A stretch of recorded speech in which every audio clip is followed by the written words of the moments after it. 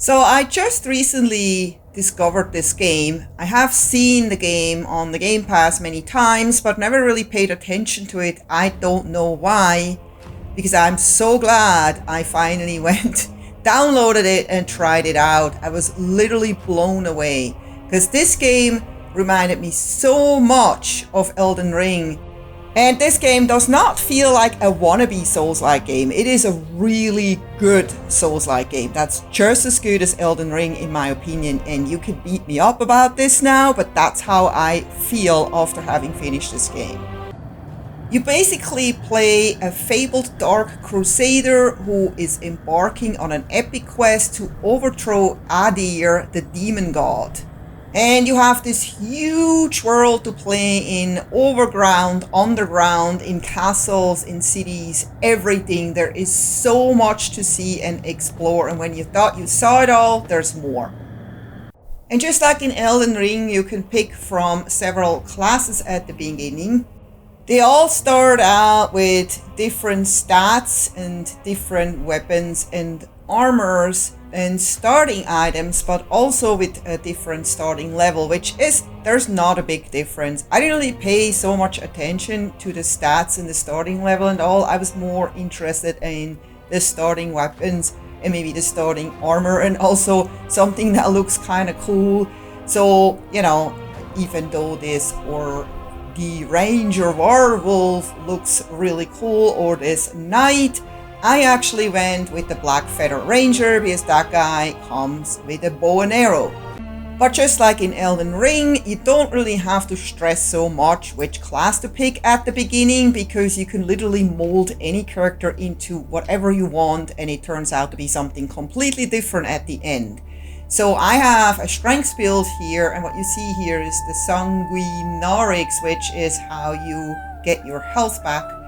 And I used the same sword for a really long time until I found the Sword of Skin and Tooth, which is literally the strongest sword in the game. I mean, correct me if I'm wrong, but I haven't found a stronger sword than that. This sword is amazing. And then I found the Shield of Whispers, which is also the strongest shield that I could find, and I had found like a ton of shields. And then I replaced the bow with the Trapper Crossbow, which is the best crossbow in the game. It is amazing, especially if you combine it with all those different bolts that you find in the world. Then I found the bell helmet, and I kept switching around the armor depending on the situation. You find so much amazing armor, and you can literally switch back and forth as your heart's content, depending on what kind of stats you want for what kind of boss.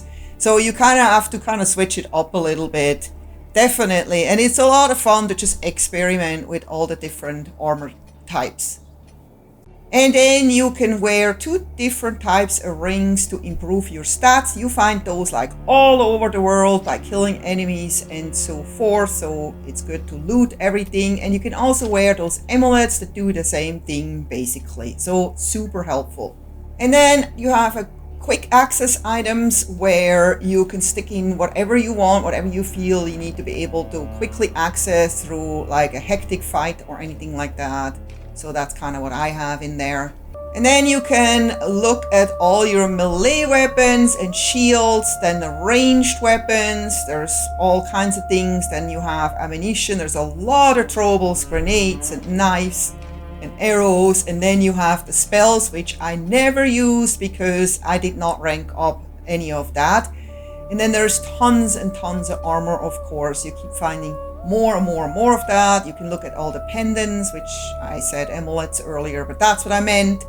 All the rings, then all the quest and upgrade materials that you find and get. And then you find so-called umbral eyes, which help you upgrade your lamp. Then you have gestures, which some of it is tied into quests. And then salts and more stuff. And here are my stats about 45% into the game. So my strength was 48, endurance 38, and vitality 41. Those are the only 3 stats I upgraded. I ignored everything else because I went for a strength build, and that worked out really well for me. So basically what I thought the whole time I was playing the game, it is about just clearing 5 beacons that you have to fight your way to. and there is a long way to get to those beacons, including bosses and then like a final boss, and then you finally get to the beacon and you can clear it, which looks something like this. And it's a really exciting feeling. But later on I found out that you can also opt in to not clear any beacons to get a different ending. And you don't get a map per se, but you get this, what they call a map, which is this book with those beautiful drawings in there, which give you clues of kind of how to get and where to go. This is the whole map here, which is called Mornstead. And then in each region that you are, you can kind of look into this book to see if you can find out where to go next. It's not always clear. I have to admit, I needed to Google a lot of things to know where to go next. But yeah, that's what we have Google for, right? And the game starts to introduce you to the combat really, really well. You go through a couple of maps, or maybe 3 maps, just learning everything about the combat and about a very special feature that's unique to this game, which I will get into in a minute. And then after your first boss fight, you will finally reach the location called Skyrest Bridge, which you see up there. This is where you're gonna come back over and over, and that's basically the hub where you can talk to several NPCs and upgrade things like your healing cross, which I'm doing right here. I found the 2 items that I needed, and she is basically helping me upgrade this, which not only gives me more health benefits, but other benefits that the lamp brings. More about this later. Then you have this like trunk, which is just like in any other game where you can store things that you don't want to carry around at the moment. But I found out quickly that this was kind of redundant, because whatever you have in your inventory doesn't affect your carry weight. You can carry as much as you want. The only things that you literally have on your body, like your sword and your armor, is what's affecting your carry weight, which you can see there on the left side as encumbrance, which is right now at a medium at level 60. Then when you walk around, you find other NPCs. Some of them just talk to you. Sometimes you don't know what it's about, and others, you can purchase things and sell things. They sell different things, and it keeps changing as the game progresses. There's going to be more exciting things, more valuable things that you can purchase. And just like in Elden Ring, there is a blacksmith and her helper, and she can help you upgrade your equipment and also your socket runes, which you get later. And for upgrading your weapons, you need Vigor, which are the points that you get whenever you kill something, bosses, regular enemies, or just smash things in the world. And then, yeah, you can spend those points plus some resources that you need to upgrade your weapons. I came here a lot, let me tell you. And at the beginning of the game, I was confused about this room up there because there's nobody in it, until I found out I have to use my lamp. And this is the special feature in the game to get into a other dimension where this guy appears, and he sells very, very special things, among them vestige seeds. More about that later. And then you can upgrade, socket your lamp with eyes that give you more benefits. You find those eyes throughout the world. You find actually lots of them. At the beginning, I didn't even know what they were until I checked this out.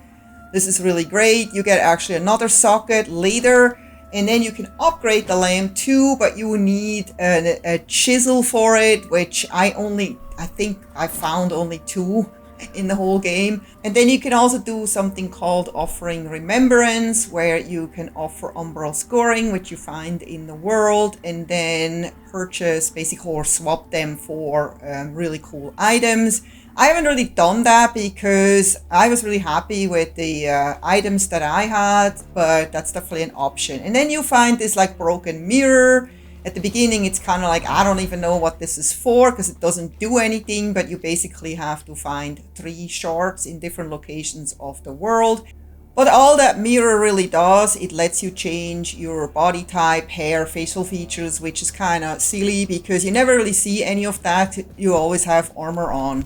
And then from the hub, you can go to this vestige and travel back to wherever you want to go, where you've already been, to any of the other vestiges. As you see here, I have many, that's not all of them. So I just choose one and it transports me right there into whatever map I selected, which is really awesome because you can travel back and forth through all the maps you've traveled before to go and pick up things that you missed, or explore things that you missed, or even fight mini bosses that you were not strong enough to fight, just to get like achievements that you want, or weapons that you want, or armor that you want, or basically just to go and see if you missed anything in that map, or if you just want to go and play it again. I mean, I love that you could just travel back and forth to all those locations as many times as you want, and sometimes you just want to see it because they are just so beautiful. Like, for example, this location, I had to come back here and just go and take a second look. And there's just such a huge variety of different worlds that you can explore, like underground, overground, and kind of dark and scary, or sunny and beautiful. And then you also, because you can go travel between the two dimensions with the help of your lamp, you can actually enjoy the same map in two different views, which gives you a completely different experience, even though you're in the same map. But also, what's really cool about this umbral lamp that you carry with you, when you can go like here, for example, through deep water where you would drown, you can just kind of turn on your umbral lamp and voila, the water is gone. Now you can walk through freely, but of course now you have to deal with different enemies. But that really goes for everything. So whenever you stand in front of something like a locked door or a gate or anything, or a broken bridge, you can use this lamp to basically go into the other dimension, which then all of a sudden gives you an option to continue in the game where you thought before it's a dead end, you can't go there. But the world has a lot of cliffs, a lot of scary heights where you can easily fall down because a lot of enemies come out of a dark corner and literally push you off the cliff. So you have to always be very mindful of smashing barricades, like especially here on this narrow path, so you can see what's behind it. Sometimes they're just sleeping and you literally don't know what's around the corner. And can get you killed pretty fast. When you die, you lose all your Vigor points, but you can go back and pick them up. But if you die on the way back, you lose them all. So here I just found a vestige, and as you can see, I have access to the worlds that I've been in preview, and also to a seedling that I set. More about that later. So I am traveling to the next map here, because this is also a map where I did a lot of Vigor farming. Really good map for Vigor farming, because you quickly learn which enemies give you a lot of points and which do not. And often you're just so desperate to find the next vestige point, like here is one where you can finally rest, and when you rest, it basically resets your health to where you have full health again. And then you can also travel to like a seedling, which I do right here, that I set. You can basically plant those seeds to where you don't have a vestige, but you're desperately trying to save. For example, if you go into a dangerous area and you don't want to travel so far every time you die. So those seedlings are extremely helpful. You find them in the world, but not enough, so thankfully you can buy them at the Skyrest Bridge. And whenever you found like what they call a flower bed, which is like this patch of flowers over here, that's an indication that you can plant a seed, which then helps you reset your health, or you have full health again. But not only that, this also lets you travel if you quickly need to go back to the hub. But most importantly, you can upgrade your character right here if you have enough points, which I always did if I had a ton of points, because then I didn't have to worry that if I died twice in a row that I lost a ton of points, which were hard to regain. So yeah, whenever I had a ton of points, I definitely planted a seed and upgraded my character. So make sure you always have enough seeds. Highly recommended. And fortunately, you can buy unlimited seeds at the hub. Another thing that the lamp does is if you're lost, you just don't know where to go next. It actually helps you. It gives you a little path of butterflies that tells you exactly where to go. That's always very helpful. And look at that, we found another flower bed. It's time for me to plant another seed because I definitely don't want to have to go back if I die for whatever reason, whatever happens next. And whenever you see the blue butterflies, you have to go into the other dimension with your umbrella lamp so you can actually see it, and you can go and access it to listen to the story, and then you get umbral scoring for it, which you can use at the hub later. And then when you want to get out of this umbral dimension, you usually find a point sooner or later where you can just activate it and it gets you out. And it's always exciting to find all the pickups because they give you good things, but sometimes they do not. As you can see here, this gave me a humongous scare the first time it happened to me, and this thing actually can almost eat up all of your health, as you can see in the top left. So yeah, not a fun thing, but not only that, it also puts you back into umbral mode, which is the other dimension, as you can see in the top right. I am now in the umbral mode, which has a timer on, which you can see in the top right, so you have to keep an eye on that and not spend too long in this dimension, because if the timer runs out, it gets super dangerous. Never really tested it out, but I once almost barely made it out. I think I would not have survived it. That's how bad it is. So now I'm just trying to find another spot where I can get out. The one that I used before is gone now. So the other option is to plant a seed if you can find a flower bed, and rest. That will also get you out of the dimension. But how do you know if you have to go into the other dimension? Well, you can actually use your lamp to highlight walls and elements to see if there is something in the other dimension. Here I see there is actually something. So I'm checking again and I'm like, yes, definitely I need to go into umbral mode, otherwise I won't be able to access this. Here we go. I am pulling out this pickup. A lot of times those are pickups where you can upgrade your health. In this case it was just umbral scoring. Still good, but not what I was hoping to get. And yeah, now I'm in umbral mode again. Of course the timer is on the top right again. I am fighting enemies, and by the way, if you just wanna like rack up some points, you get way more points in umbral mode than if you're not in umbral mode, because there's a lot of little enemies that you can just smash and rack up a lot of points. The other way to also get out of umbral mode is if you just activate another vestige or get to any vestige that you've already been to and just rest. And the game has many locked doors. Those are a lot of times shortcuts. Sometimes there are also other worlds that you have to wait to access later. And it wouldn't be a Souls-like game if there weren't any boss fights, right? I personally hate boss fights, but they're just a necessary evil in those games. And I have to admit, once you defeat one of those enemies, it always feels amazing.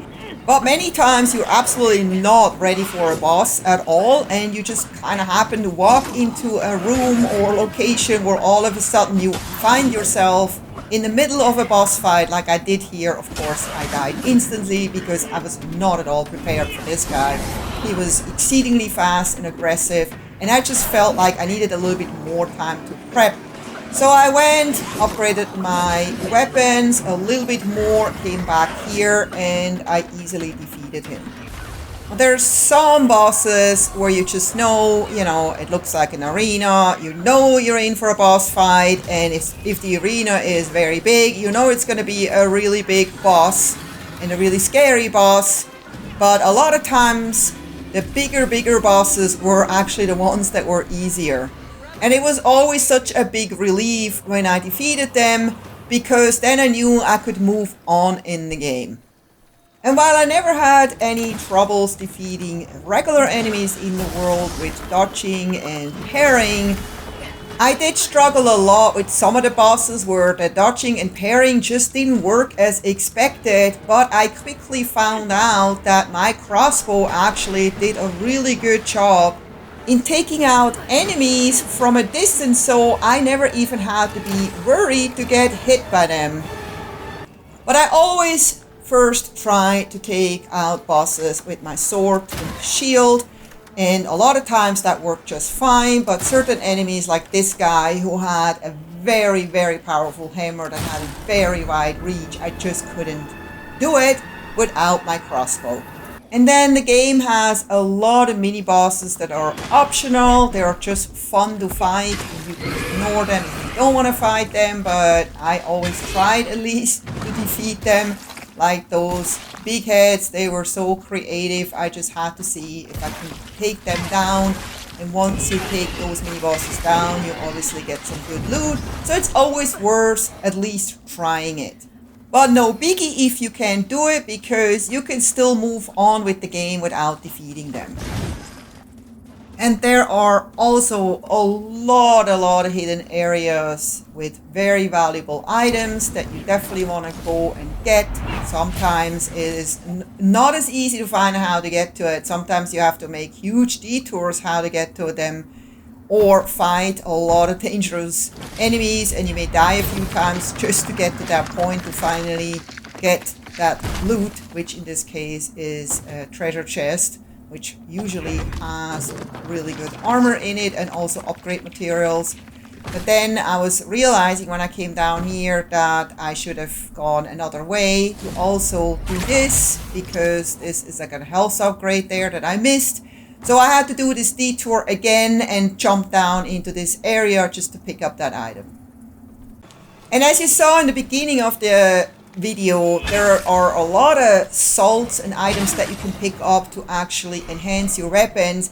I did not know for a long time how to apply those salts to my weapons, because it doesn't work like in other games. So I didn't use any of those upgrades until I was 45% into the game, and finally I was like, oh, I just have to use one of those salts basically by one button press, and it automatically applies it to the weapon. You don't even have to connect it to the weapon.